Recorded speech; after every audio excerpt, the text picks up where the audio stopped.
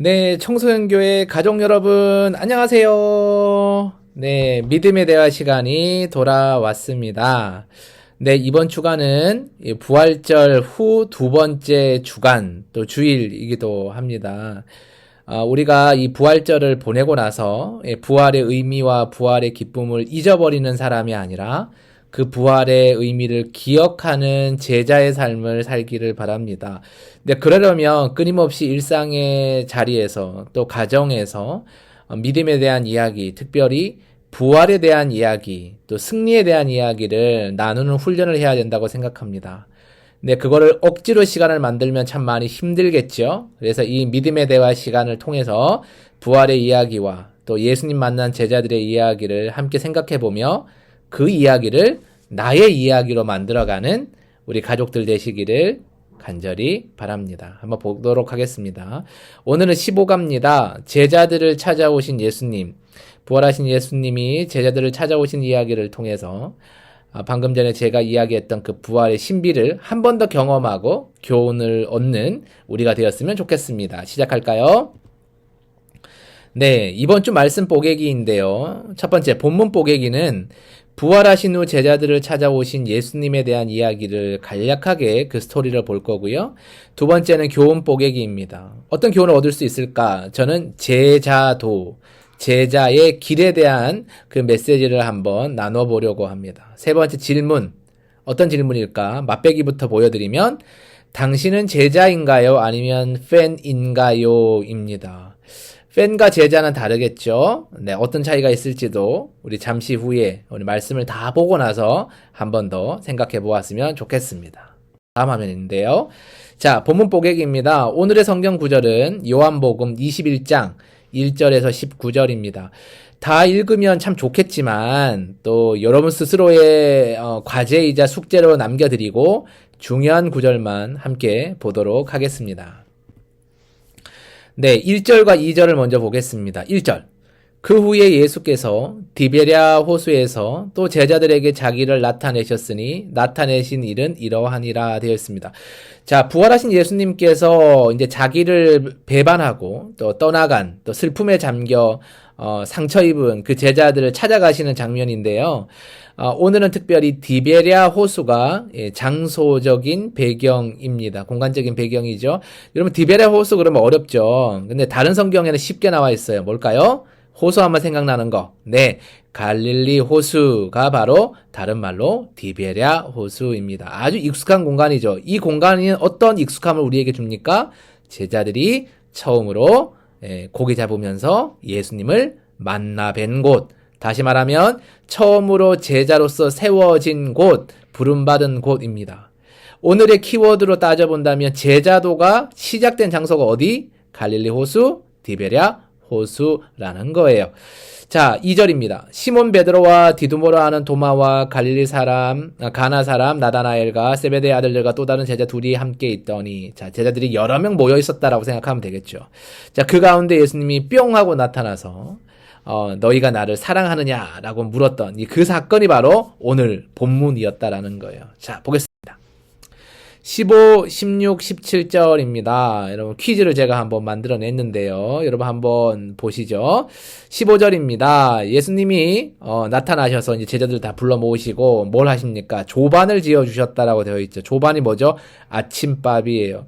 그 아침밥에는 글쎄요, 우리처럼 쌀밥은 아니었을 거고 딱딱한 뭐 누룩 없는 빵, 그리고 또 생선이 많으니까 생선 구운 요리 뭐 그렇게 있었을 것 같아요.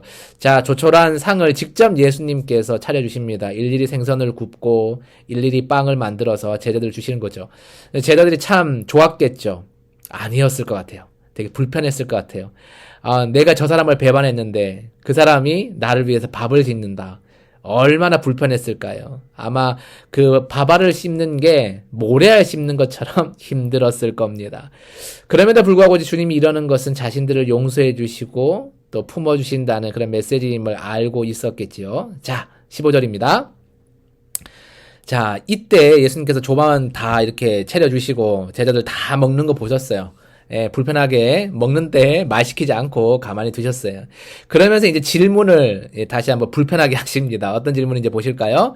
얘들아, 네가 이 사람들보다 나를 더 사랑하느냐. 이 시몬한테 먼저 이제 질문을 한 거죠. 물론 전체에게 하는 질문이기도 해요. 자, 본문 그대로 보면은, 이제 시몬에게 했던 질문으로 볼 수가 있겠습니다. 땡땡 하느냐, 이 땡땡은 바로 사랑이겠죠. 미리 답을 알려드리겠습니다. 자, 이 땡땡에 사랑이라는 말을 넣어서 여러분이 한번 영상을 멈춰놓고서라도 한번 읽어보시면 어떨까요? 네가 나를 더 사랑하느냐. 대답을 베드로가 하죠. 내가 주님을 사랑하는 줄 아십니다.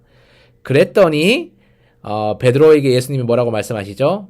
그럼 베드로야, 그럼 얘들아, 내 어린 양을 먹여라. 앞으로 만날 많은 예수님을 믿게 될 사람들에게 돌보라는 약속을 주시는 거죠. 16절 보세요. 한 번 더 질문하십니다. 답변했는데 또 질문하세요. 네가 나를 땡땡하느냐, 사랑하느냐죠? 사랑하느냐. 베드로가 이번에도 자신 있게 대답합니다. 뭐 자신감을 항상 넘치죠, 베드로가. 내가 주님을 사랑하는 줄 주께서 아시나이다. 얘기했더니 그러면 내 양을 치라 라고 말씀하십니다. 뭐 돌보나 치나 똑같은 얘기죠. 17절에 한 번 더 물으세요.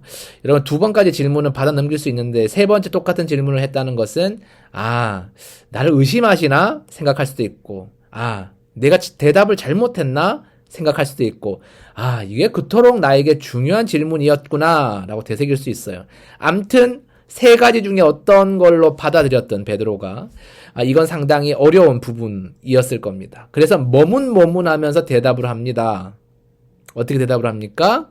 베드로가 근심하여 이르되 주님이 아시오니 내가 주님을 사랑하는 줄 이미 아십니다. 네, 그 사랑에 대한 온전한 약속이죠. 어떤 성경학자는 이렇게 얘기합니다. 베드로가 3번이나 나 주님 몰라요 하고 부인했으니 이 사랑의 고백을 3번 되뇌이게 함으로써 그것을 용서하게 해 주셨더라고요. 물론 고전적인 해석이긴 하지만 저는 이 해석이 참 마음에 들고 참 따뜻해지는 것 같아요. 그러니까 예수님의 직접적인 치료약을 아마 베드로의 상처난 마음에 발라주신 게 아닌가라는 생각을 듭니다.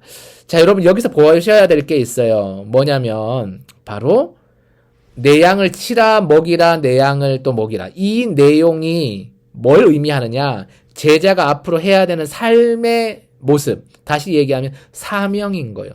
제자는 뭐 하는 사람이에요? 스승이 알려준 그 가르침을 또 다른 미래의 제자들에게 알려주는 사람. 이게 바로 제자이자 제자의 사명이거든요. 다른 얘기로 하면 제자도라고 표현할 수 있어요. 근데 이 제자도를 갖추기 위해서 가장 필요한 질문이 뭐냐? 요건이 뭐냐? 그 스승을 사랑하느냐 아니냐? 여기에 있다라는 거예요. 그래서 오늘 본문에서 예수님이 제자들에게 어떤 질문을 계속해서 반복해서 했다는 거죠? 사랑입니다. 사랑. 이 사랑의 질문을 끊임없이 반복함으로써 무엇을 일깨웠다라는 거예요? 사랑이 제자도의 시작임을 일깨웠다라는 겁니다. 네, 우리 묵상 한번 볼까요? 우리 발자국이 여러 개 나와 있는데 이 발자국이 뭐예요? 다 비슷하게 생겼죠. 제가 어떤 것을 상징적으로 이걸 만들었냐면 바로 이 제자도의 의미를 알려주고 싶어서입니다. 비록 제자들이 똑같은 곳을 갈 수는 없어요. 이쪽도 가서 전해야 되고 저쪽도 가서 전해야 되는죠. 동서남북 각각에 흩어져서 주님의 말씀을 전해야 하지만 스승의 말씀을 전해야 하지만 가르치는 발자국은 뭐예요? 같아야 한다라는 거예요. 그래서 제자도는 주님을 닮아야 하기 때문에 주님을 따라야 한다라는 거죠. 주님을 따르지 않고는 절대로 제자가 될 수 없다라는 겁니다. 여러분 찬송가 가사 중에 이런 가사가 있어요. 주의 발자취를 따름이 어찌 즐거운 일 아닌가. 여러분 이 발자취를 따름이 구속이에요. 간섭이에요. 압박이에요. 답답해요. 이게 아니라 즐거운 일로 받아지는 사람. 그 사람이 바로 제자라는 거죠. 그래서 제자도의 완성은 뭐예요? love, 사랑이에요. 배신한 제자들마저도 용서하시고 따뜻한 사랑을 보여주신 주님의 그 사랑을 따르는 게 뭐예요? 바로 제자도. 그 핵심이 사랑이었다라는 겁니다. 그래서 세 가지 교훈을 남겨본다면 첫 번째 제자도는 예수님의 사랑을 따르는 것이고 두 번째 제자도는 예수님의 모범을 따르는 거예요. 모범이 뭐예요? 예수님이 직접 이 땅에서 우리에게 보여주셨던 행동 그리고 들려주셨던 말들을 우리가 직접 사람들에게 들려주고 보여줌으로써 예수님을 드러내는 거. 이게 제자도의 두 번째 교훈이고 세 번째 제자도는 뭐예요? 예수님의 마음을 품어야 돼요. 첫 번째 거랑 사실은 똑같은 거죠. 뭐예요? 사랑의 마음이에요. 사랑의 마음이 있어야 예수님처럼 사랑의 언어를 쓰는 거고 사랑의 행동을 할 수 있는 거죠. 그래서 우리는 예수님의 마음을 품을 수 있어야 한다는 겁니다. 자, 이제 가족들과 또 여러분 스스로 질문을 던져볼 시간입니다. 말 그대로 믿음의 대화가 이제 시작이 돼야 되는데 첫 번째 질문이 이거예요. 나는 제자일까요? 팬일까요? 우리 카일 아이들먼이라는 작가가 이런 책을 썼어요. Not a fan. 팬이 되면 안 된다라는 거죠. 그러니까 제자와 팬은 달라요. 팬은 뭐예요? 애호가죠. 뭐 가수들, 뭐 연예인들을 좋아하는 팬을 얘기하는 건데 내가 좋으면 그 가수를 위해서 모든 걸 다 줄 수 있죠. 내가 싫으면 어떻게 돼요?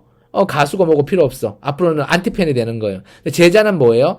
변하지 않고 영원히 그 스승의 가르침을 위해서 목숨까지도 헌신하는 사람을 제자라고 합니다. 우리는 제자입니까? 팬입니까? 질문해 보시기 바랍니다. 두 번째, 나의 삶은 무엇 때문에 그리고 어디로 움직이고 있는지를 보셔야 됩니다. 여러분의 삶의 동인, 움직이는 원인이 무엇인가를 파악해 본다면 여러분의 마음이 어디 있는지 알 수 있을 것이고 그게 예수님께 있다면 여러분은 제자이겠지만 예수님이 여러분 삶의 동인이 아니라면 뭐예요? 여러분은 팬입니다. 주님은 우리에게 not a fan, 팬이 되면 안 돼 얘들아, 제자가 되어야 된다라고 말씀하시는데 우리는 과연 그 질문에서 자유로울 수 있을지 한번 답을 나눠보셨으면 좋겠습니다. 네, 우리 짧지만 긴 시간이었죠? 우리 믿음에 대한 영상 잘 봐주셔서 너무 감사합니다. 여러분 힘들지만 이 시간을 이 자료를 통해서 꼭 알차게 보냈으면 좋겠고 믿음의 질문들 스스로에게나 가족들에게나 많이 던지면 던질수록 많이 들으면 들을수록 또 칭찬하고 인정해주면 인정할수록 함께 그 가정이 믿음 안에서 자라날 수 있습니다.